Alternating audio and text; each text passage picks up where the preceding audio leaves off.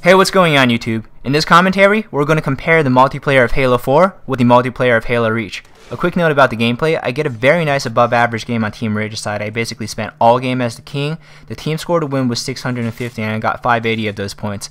But moving on, to compare the two games, we're going to evaluate criteria such as weapons, maps, playlist and game types, customizations and extras, and community support by the developers.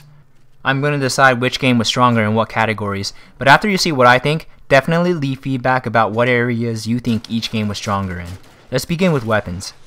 In Halo 4, the guns definitely feel a lot more comfortable, and we don't have any more of the randomness that was the Halo Reach DMR bloom. The Halo 4 DMR does have a little bit of bloom, but it really isn't at the level that the Halo Reach DMR was at. The weapons sound great. They're based off of real weapons that the team went into the desert to do live recording sessions on.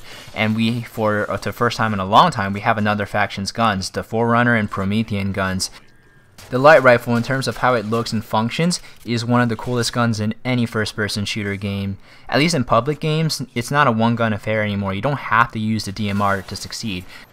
Even the assault rifle, which isn't a precision weapon like the DMR or the battle rifle, is a viable option for the first time since Halo 1 basically. The DMR is definitely a big standout in the precision weapons category, but situationally it can be outgunned. The official time to kill is only a fraction of a second shorter than the DMR, but as long as all of your bursts hit on the battle rifle, then you still can get consistent kills with it. The choice between the battle rifle and the DMR is basically like the choice between the M16A3 and the M416 in Battlefield 3. Like, both are really strong. There's only subtle differences between the two. They excel situationally, but they're still very good all-around choices. None of this matters to the MLG community because the MLG V1 settings were released and everybody starts with the battle rifle, and there's weapon pickup as normal. I'm still really iffy about having a secondary weapon, the bolt shot, be capable of instant kills at a longer range than both the scatter shot and the shotgun. So, I mean, I haven't been killed by the bolt shot a lot, but I've been getting massive amounts of kills with it. I still don't know whether the community has caught up to like how much the bolt shot has in terms of potential, but we'll definitely see what weapon balance issues are addressed. I know that 343 is working on a patch right now to be released in late February, but to the best of my knowledge, I don't think any of it is weapon balancing. The plasma pistol got nerfed a lot compared to the Halo Reach plasma pistol, but the Magnum feels pretty similar. The ordnance drops add enough variety to keep the experience fresh, but they don't take over the game like Call of Duty kill streaks do. But for me playing, at least, there's not too much of a difference in modes where there are ordnance drops versus modes where there aren't any ordnance drops. And it forces you to learn different weapons and be familiar with all of them. The random weapon spawns across the map, they really change up the game type a lot and increases the amount of map movement. Areas around where weapons spawn is really concentrated and action-packed, and again, you have to be familiar with all of the weapons. So there's not really much to talk about regarding the Halo Reach guns. The title update and the anniversary settings really breathed a lot of life into the game, but I definitely give gunplay edge to Halo 4. So let's talk about the next category, which is maps. In Halo 4, there really isn't much to complain about regarding any map brokenness. All the maps play really well, especially in objective modes, and having ordnance drops and random weapon spawns, like I mentioned previously, really increases the amount of movement across all areas of every map, and the fights are very well concentrated. But Abandon, people have taken to camping the top lift, but it's still not as bad as Sword Base was in Halo Reach.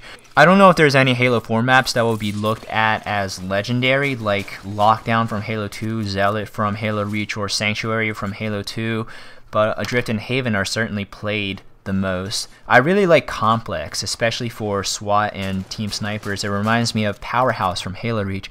The Crimson map pack was okay, but I still felt very underwhelmed. I like how the big maps are, but 4v4 on Harvest absolutely sucks. The Majestic map pack is due out later, I think in February, but I'm hoping for some epic remakes like Sandtrap or Zanzibar. But now that we're on the topic of big maps, I do feel a little claustrophobic at times during big team battles. The maps aren't as open as they were in Halo Reach, and full-on vehicular mayhem doesn't happen to the level that it did in previous Halos. Even so, there's a lot of ordnance flying around, and everyone has a plasma pistol when they spawn in big team, it seems. So vehicles never feel like they used to. Sniping is okay, but if you had a good sniper on Hemorrhage and Halo Reach, you could completely dominate the game. and it doesn't happen in Halo 4 anymore because there aren't as many long lines of sight, and I don't get sniper rifles as much in my ordnance drops. But Forge hasn't been utilized to its full potential yet. There are a lot more options for good map design, but really nothing like the epicness of Forge World from Halo Reach. I hope that there will be better integration of Forge maps in Halo 4, but I think Halo Reach had a better rotation of Forge maps. So right now I'm going to tie Halo Reach and Halo 4 for the maps at launch, but we'll see where we are a year from now. The next topic we're going to talk about is playlists and game modes. Halo 4 did well in some aspects, but very poorly in others. The new mode Regicide plays really well, it's action-packed and focused. But the gameplay on screen is going to shift to a really epic comeback on King of the Hill. The enemy got 143 points out of 150 to win, and we only had 47. So we came back from there. It was pretty impressive. I didn't play well at the beginning of this game, and still during some of the gameplay segment I'm showing you, I didn't play well. I choked pretty bad when I betrayed one of my friends. But this game is one of my finer moments of Halo 4 so far, so I'll post this up while I talk about the other aspects of Halo 4 versus Halo Reach. But we were talking about playlist, I think. Playlist rotation definitely keeps population high in important playlists, but I'm disappointed there's no pure free-for-all Slayer, or at least objective mode rotation in free-for-all. There is a free-for-all Regicide, and there's Infected as a new free-for-all. By the way, Infected is a lot more fun in Halo 4D. Zombies actually have a chance compared to any other game where there's an infected mode. I'm also sorry to report that Invasion is missing from Halo 4. Invasion was one of my favorite modes from Halo Reach. It certainly was ambitious, and we can't even play as elites at all in Halo 4. But now we have Dominion, which plays a lot better than I originally expected to. Games get really tense as long as you're playing with teammates, but the team-oriented aspect of it keeps this game mode really high, but there's not a lot of people playing it. Probably because the mode is a lot harder to learn than some of the others, but I hope more people start playing Dominion. It's really fun. But like I said earlier, Halo 4's big team battle isn't as big as a draw as it was in Halo Reach, and there isn't a rotation of objective modes in big team like Capture the Flag. Griffball and Action Sack, some of the more casual playlists haven't come out yet, and we were also supposed to have a ranked playlist of some kind, maybe not like True Skill 1 to 50 ranking, but some sort of ranked playlist. That's probably going to be implemented in the next update or so. But Halo matchmaking is really fair. There is some True Skill criteria used for general matchmaking, but True Skill is never publicly outwardly displayed like it was in Halo Reach. I'm not sure how close to launch Griffball and Action Sack came out in Halo Reach, but they are very important parts of the Halo community, so I'm going to give game modes a tie. So let's talk about customizations and extras. This one, definitely the edge goes to Halo 4. Loadouts and Spartan points were interesting additions. The rank names are lame in Halo 4. I mean, you get SR1 to SR130. That's not as cool as like going from General to Inheritor in Halo Reach. But you're never going to do customization like create a class better than Call of Duty. But it is there, and it breaks the monotony of like, you know, having constant same loadouts all the time. Armor abilities are a lot better. There's nothing broken like Armor Lock was in Halo Reach. Jetpack definitely works a lot better now.